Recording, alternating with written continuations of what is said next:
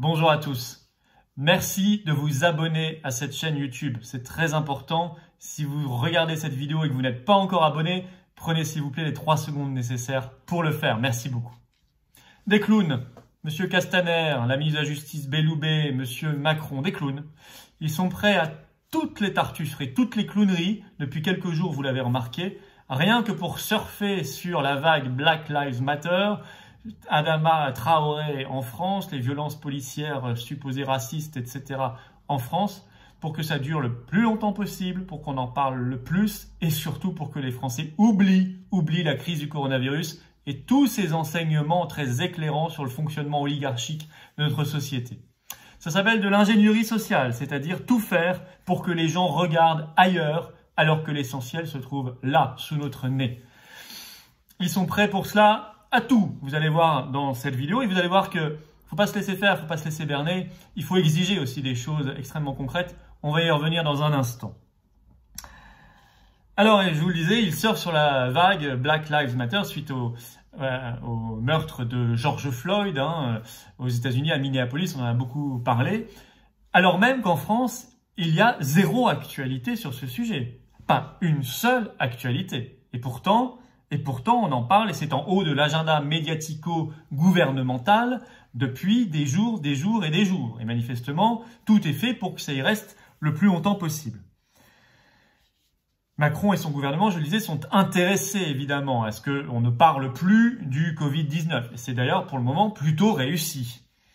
Est-ce qu'on ne parle pas non plus de ses enseignements? Est-ce qu'on ne parle pas de leurs responsabilités gravissimes? Est-ce qu'on ne parle pas de l'Union européenne? Est-ce qu'on ne parle pas de la crise économique la plus importante que nous affrontons depuis 3 siècles d'histoire de France? Donc ils en font manifestement, sciemment, des tonnes. Ainsi, Macron, hier, a demandé à la ministre de la Justice, Madame Belloubet, de recevoir la famille Traoré.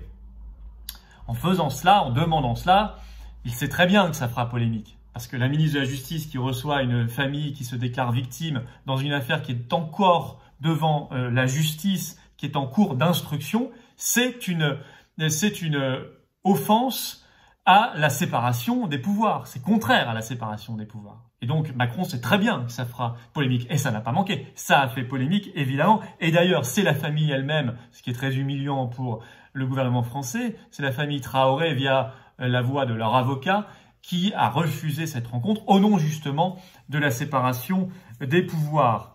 Cette famille Traoré, qui est tout sauf exemplaire, mais qui est très soutenue par les réseaux médiatiques et oligarchiques, on le voit bien, et qui est loin d'être exemplaire, je le disais, puisque 6 frères de cette famille ont été condamnés déjà à des peines, y compris des peines de prison parfois assez longues, pour des faits absolument pas reluisants, jusqu'à des agressions, etc.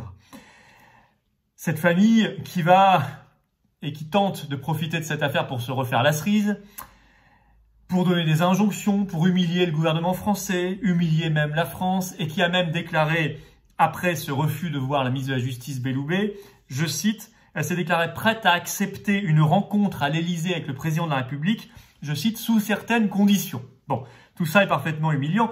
Ça nous rappelle, moi ça m'a rappelé, vous savez, l'affaire Leonarda. Je ne sais pas si vous vous souvenez, c'était sous François Hollande. C'était en 2013. Alors Leonarda, c'était une jeune femme, je crois 15-16 ans, rome, kosovare, qui avait été expulsée de France avec sa famille parce qu'elle était en situation illégale en France. Et quelques lycées parisiens s'étaient mobilisés pour leur camarade Leonarda. Et de manière surprenante, le président de la République Hollande s'était emparé de cette affaire jusqu'à faire une allocution télévisée sur toutes les chaînes de France un samedi midi à 13 h en direct pour parler de cette affaire Leonarda et pour déclarer, c'était le 19 décembre 2013 très exactement, que Leonarda, il l'appelait par son prénom, pouvait revenir seul mais sans sa famille.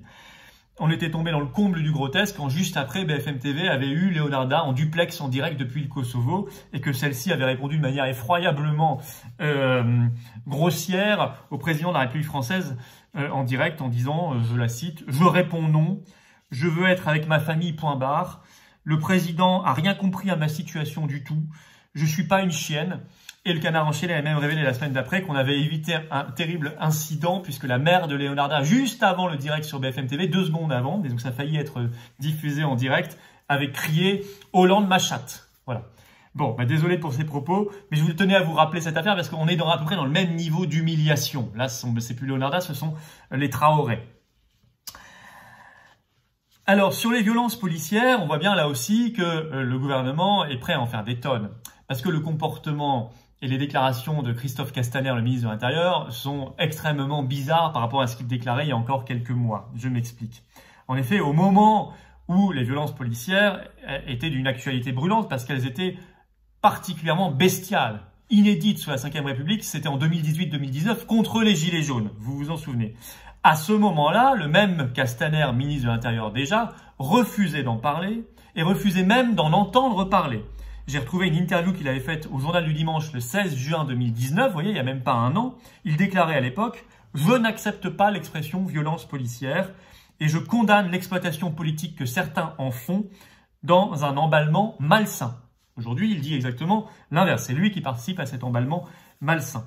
Et à l'époque des Gilets jaunes, alors même que le journaliste spécialiste de ces questions-là, David Dufresne, avait répertorié 860 cas de violences policières en quelques mois entre décembre 2018 et juin 2019 contre des Gilets jaunes, ce qui est l'équivalent en quelques mois de 20 ans de violences policières, c'est lui qui avait fait ce calcul.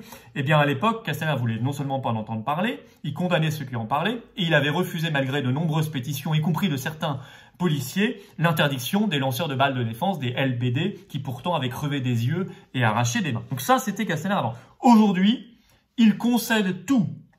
Il est prêt même à accabler la police, puisqu'il annonce hier la suspension immédiate de n'importe quel policier ou gendarme dès qu'il y a une présomption de racisme. Donc avant même toute condamnation judiciaire, c'est vraiment la justice expéditive, le policier, le gendarme n'est plus payé, n'est plus policier ou gendarme.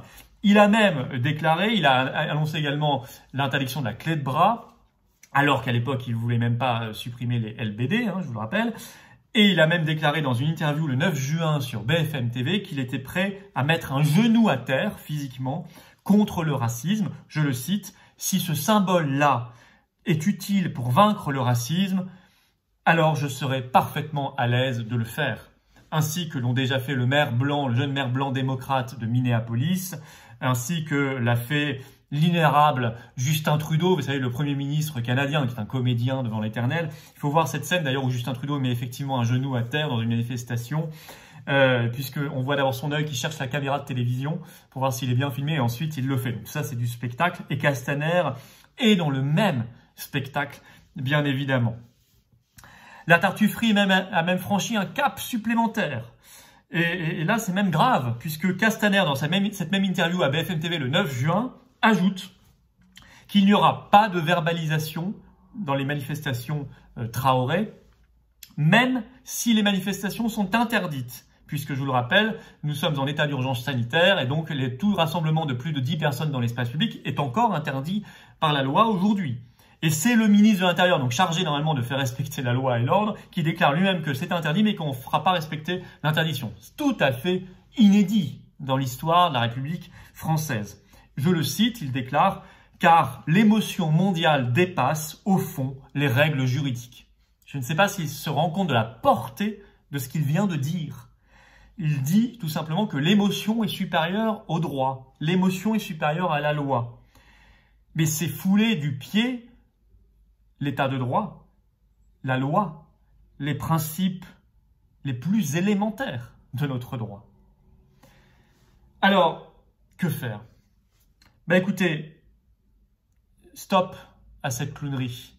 On nous prend pour des idiots. De qui se moque-t-on? De qui se moque-t-on? C'est la vraie question à poser. Il faut donc exiger le droit immédiat de pouvoir se rassembler à plus de 10 personnes dans l'espace public. Ça suffit. Moi aussi, j'ai une émotion, par exemple, devant les victimes du Covid, notamment toutes les personnes âgées qu'on a laissées crever dans les EHPAD, dans les maisons de retraite. J'ai une émotion devant les dégâts causés par l'appartenance de mon pays à l'Union européenne, une structure malsaine qui détruit mon pays, qui détruit mon peuple, qui détruit les peuples d'ailleurs. Donc oui, mon émotion, j'estime qu'elle me permet de pouvoir manifester moi aussi. Et je suis sûr qu'il y a des millions de Français qui comprennent et qui partagent mon émotion.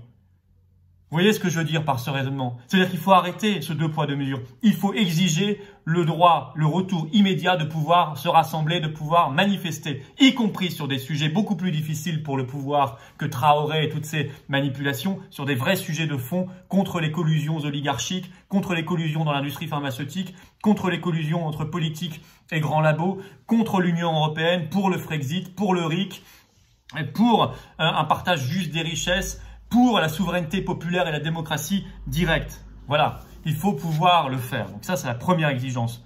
Ensuite, il faut refuser de nous laisser embarquer dans ces débats médiatiques destinés à nous faire oublier l'essentiel. Il faut toujours se rappeler, on n'oubliera pas. L'ingénierie sociale, c'est pas pour nous. On ne doit surtout pas être dupe et on doit éveiller ceux qui se laissent endormir par l'actualité médiatico-gouvernementale ou médiatico-oligarchique, parce que ça dépasse de loin le gouvernement français.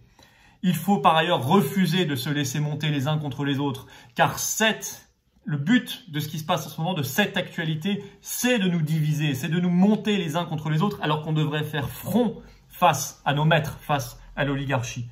Et c'est obtenir bien sûr le départ de ces clowns malsains, le départ de ces clowns malsains, les Belloubet, les Castaner, les Macron, etc. Il faut cette révolution politique pour que ces gens-là partent, aillent faire autre chose ailleurs et qu'on mette à leur place des gens intègres, des gens tout très intéressés par leur peuple, par la France, par notre avenir. La première étape de cette action, ce sera le rassemblement souverainiste que nous ferons à l'occasion de la journée souverainiste du 5 juillet que les Patriotes organisent. Vous avez tous les détails dans la description. Vous devez vous inscrire sur le site des Patriotes. Soyez nombreux le 5 juillet, c'est en Seine-et-Marne. Il y aura notamment Nicolas Dupont-Aignan et d'autres personnes. Je vous annoncerai les choses progressivement. Et puis, si vous êtes d'accord avec cette analyse-là, eh bien, j'ai besoin que vous adhériez aux Patriotes. Le lien pour rejoindre les Patriotes, la formation politique que je préside, il est aussi dans la description sous cette vidéo. N'attendez plus, ne restez pas seul face aux manipulations. Adhérez, rejoignez les Patriotes, qui est un cadre collectif d'action efficace, sincère, au service du peuple français et au service de notre pays. Merci beaucoup et vive la France. À bientôt.